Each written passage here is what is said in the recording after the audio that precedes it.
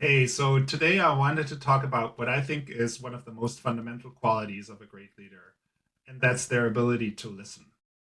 So I'm sure you've heard many of the tropes. Curiosity is your superpower. You have two ears and one mouth, so use them in proportion.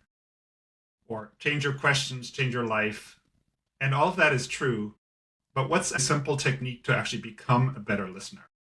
So when I was working at this iconic semiconductor company, we had three-letter acronyms for pretty much everything and anything. And for one of the best ones, credit goes to my awesome coach colleagues, Lynette Winter and Nir Magnazi, who originally introduced me to this idea of LRA: listen, reflect, ask. So here's how that goes. You start with a question, ideally an open-ended question or an invitation. The best ones start with what or how or tell me about. And then you listen. You truly listen. You listen to what's being said. You listen to what's not being said, to how it's being said. And as much as possible, you try to not think about what you're going to say next. That piece, admittedly, is hard. So that's the L in LRA. The next step, a crucial step, don't skip it. You reflect. You act as a mirror. You reflect back what you heard them say.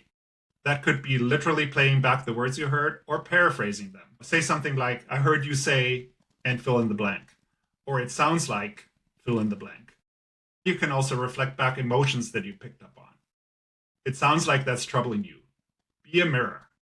And finally, and I think that's the easiest part, let your curiosity guide you to ask your next question. If you've successfully avoided thinking about what you're going to say next up until now, here's where you get to switch on your thinking brain. And if you make that next question an open-ended one, that puts you right back into listening mode.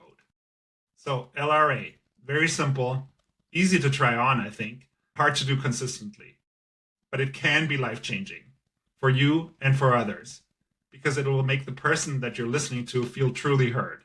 And to quote David Augsburger, being heard is so close to being loved that for the average person, they are almost indistinguishable.